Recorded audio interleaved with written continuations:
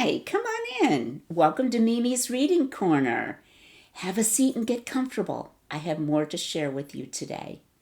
If you remember when we stopped our reading last time, we left Abraham in a good spot. He had been willing to sacrifice his only promised son Isaac to God in keeping with God's commandment. But when God saw that he was faithful, the angel of the Lord stopped him, and they sacrificed a ram instead. Well, there are other happenings in the life of Abraham, and remember his nephew Lot? Let's read and see some things that happened with them along the way. One day, as Abraham sat in the door of his tent, he looked up and he saw 3 travelers coming toward him. One of these he recognized as the Lord, who had talked with him so often.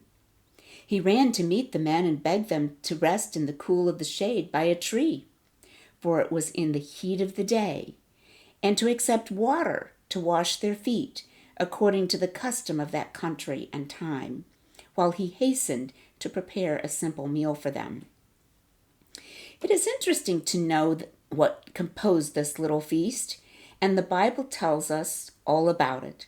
While Sarah makes cakes of fine meal and baked them on the hearth, Abraham brought a calf, tender and good, from the herd, and gave it to one of his servants to dress and to cook. When all was ready, he took the meat and the cakes with butter and milk and set it before his guests in the pleasant shade of the tree. What an honor was Abraham's, to entertain and feed the Lord of heaven above with his 2 angels. But this honor was not given to Abraham alone. Everyone who loves the Lord can minister to him. He has told us of whatever we do to the poorest and the humblest of his brethren, he accepts as if it was done to himself. When the travelers started again on their way, Abraham went a little way with them. Then the Lord said, "Shall I hide from Abraham that thing which I do?" Sending the 2 angels on toward Sodom, he told his servants that because of the great sin in the cities of the plain, which had come upon before him, he was going down to visit them. Abraham understood that the Lord would destroy those wicked cities, and the thought of his nephew Lot and his household filled him with alarm. With love and longing, he pleaded that the cities might be spared, and the Lord told Abraham that even if so few as 10 persons who feared him could be found there, he would not destroy the city. While the Lord thus talked to Abraham, the 2 men drew near to Sodom. It was evening when they entered the city, and Lot, who was sitting in the gate, saw them and urged them to go home with him.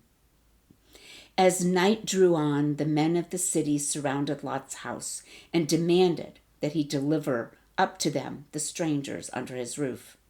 Lot went outside, closing the door after him, and tried to convince the angry mob to go away.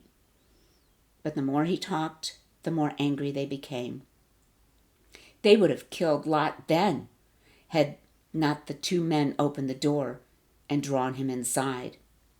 At the same time, they smote the men of Sodom with blindness, so that they could not find the door. And then the angels told Lot that they had come to destroy the city, and urged him to hasten and tell his sons and daughters and warn them to leave the place. Lot went that very night to the homes of his sons-in-law and told them of the terrible destruction that would come upon the city. But they paid no heed to his words. To their blind understanding, he seemed like one who was mocked, who would not know what he said. In the morning, urged on by the angels, Lot took his wife and 2 daughters and prepared to go away.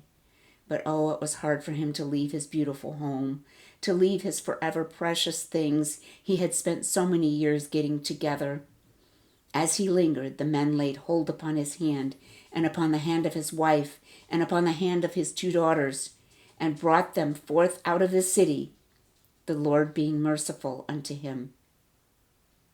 When the angels had brought Lot and his family outside the city, they told him to hasten to the mountain. Look not behind thee, they cried, lest thou be consumed. But even then Lot stopped to argue with the heavenly messengers. His heart failed him, and he begged to be allowed to find refuge in a little city of Zoar instead of the mountain. Well, as they fled, Lot's wife turned to look once more at the home she had loved. Perhaps she thought that, after all, the city would not be destroyed and she might go back. But as she looked, she was turned into a pillar of salt, and Lot and his daughters were obliged to leave her there as they ran for their lives. The sun was risen when they entered Zoar, and it was about this time, though still very early in the morning, that Abraham went with an anxious heart to the place where they had talked with the Lord the night before, and looked toward Sodom. And he looked toward Sodom and Gomorrah, and toward all the land of the plain, and beheld, and lo, the smoke of the country went up as the smoke of a furnace. Then Abraham knew that not 10 persons were found in those 5 cities to heed the warning of the angels. As we read the story of Lot and of the destruction of Sodom and Gomorrah, we are led to wonder at the Lord's love and goodness to his weak, sinful children. How much safer and happier are those who listen to his counsel and gladly obey when he speaks. They were warned. They didn't listen. We're going to stop our reading there for today. I'm happy that you joined me. I hope that you will come again next time, where we will continue more adventures with Abraham and his family. Until I see you then, happy reading.